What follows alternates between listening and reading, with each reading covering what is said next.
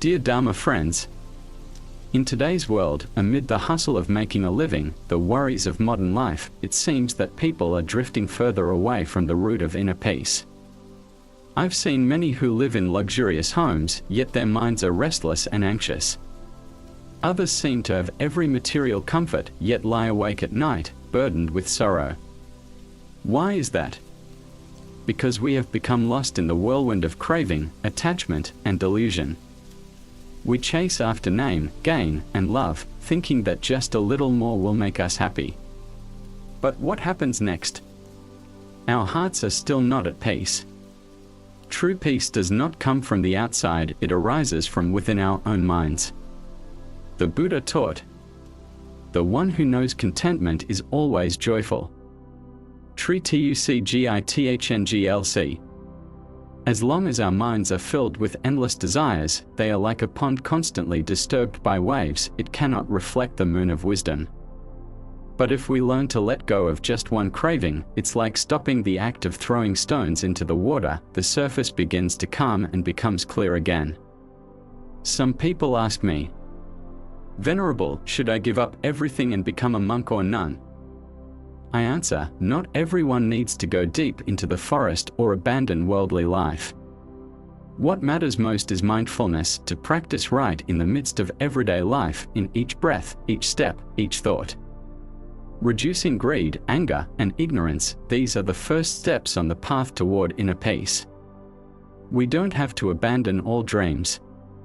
But we must ask ourselves, are we pursuing this out of compassion or ego? Are we striving for the good of all, or just to satisfy our self-centered desires? Let me tell you a story. There was someone who made very generous offerings to the temple. But inside, they were full of expectation, hoping the Buddha would make them rich, help them defeat enemies, or make their children outshine others. That kind of desire, if not purified by mindfulness and selflessness, is like planting a Bodhi tree in poisoned soil.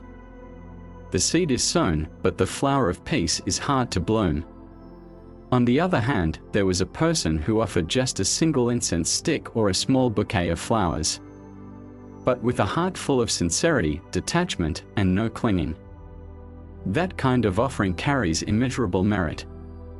So please remember, letting go is not a loss, it is the opening of the path to true happiness. Start with simple things. Be grateful for each meal. Smile when the day ends peacefully. Forgive when someone makes a mistake. Listen instead of arguing. And most importantly, listen to yourself. Listen to realize what you thought was important may only be a passing cloud. Listen to realize much of your suffering is merely the shadow of a restless mind. Dear friends, peace is not far away. It is not on high mountains or in deep oceans. It is right here in the calm, steady heart of each child of the Buddha.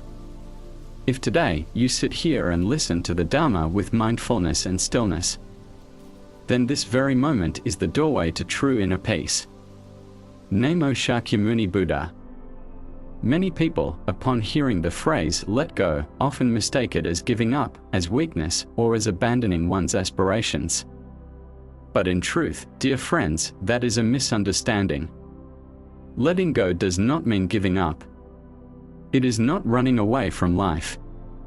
Letting go, in the light of the Buddha's teachings, is an act of wisdom. It is to see clearly the impermanent nature of all phenomena, to recognize what is beyond our control, and to accept things as they are. The Buddha said, "All conditioned things are impermanent." When one sees this with insight, the mind lets go. Allow me to share with you a simple story. There was once a man climbing a cliff.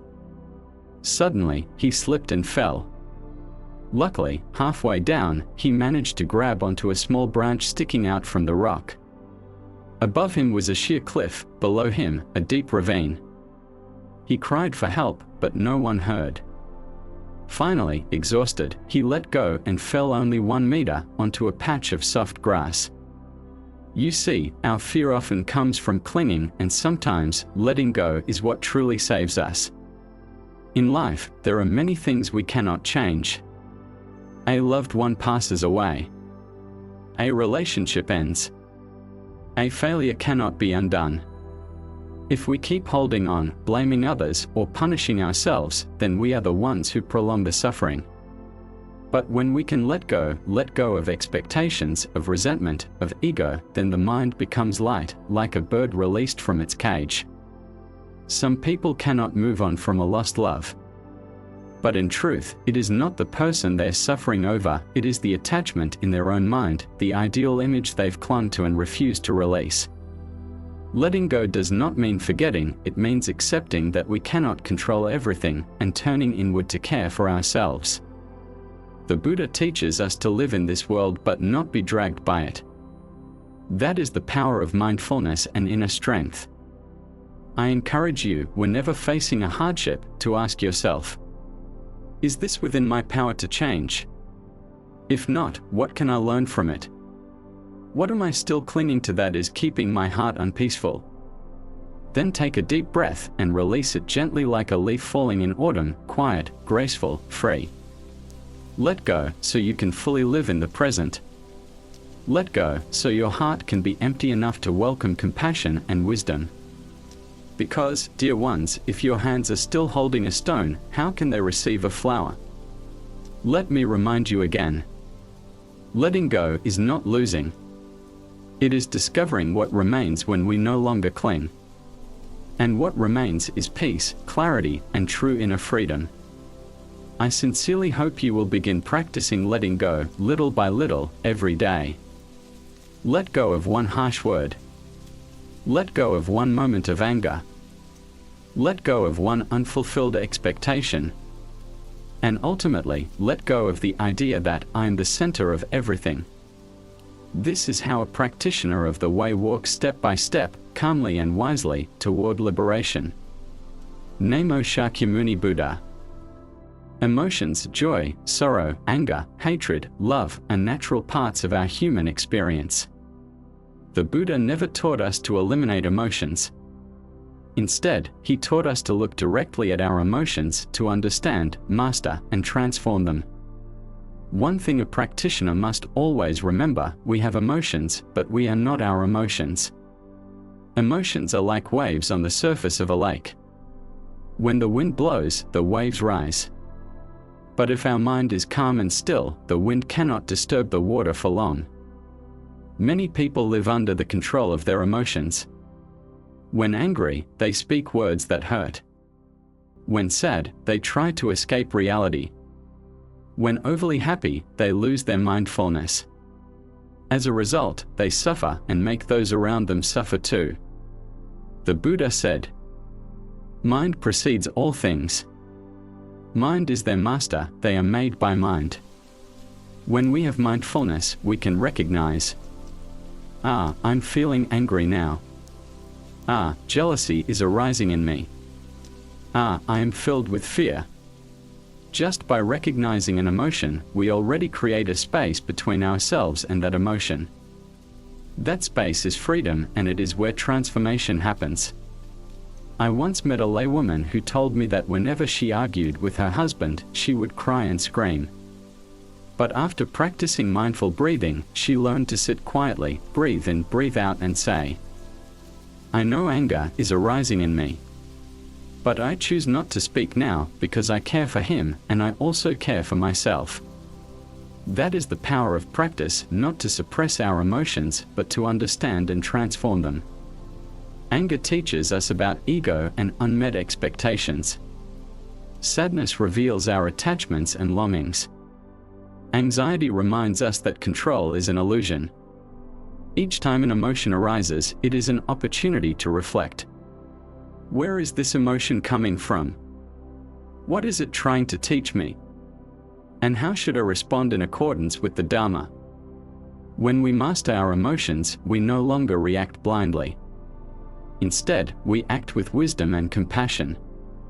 In the family, we prevent small misunderstandings from becoming major conflicts. In society, we don't let our emotions destroy our dignity. On the path of practice, we don't let restlessness hinder our progress. A practitioner may live amid worldly concerns, but if their heart is stable and serene, then they are truly dwelling in the Dharma. Dear friends, emotions are not bad. In fact, they are our teachers if we are willing to learn. Practice every day. Recognize your emotions as soon as they arise. Return to your breath to remain grounded. Choose words and actions rooted in mindfulness and loving kindness. Only then can our life truly be harmonious, not because the world is perfect, but because our heart is at peace. May you all be diligent in your practice and dwell in peace in every moment. Let us bow to the triple gem and conclude this Dharma talk here. Namo Amitabha Buddha. Namo Shakyamuni Buddha. Dear fellow practitioners, in this modern world where everything moves so fast, we are often swept away by materialism, comfort, and indulgence. Yet the more we accumulate, the more we feel empty inside. Why is that?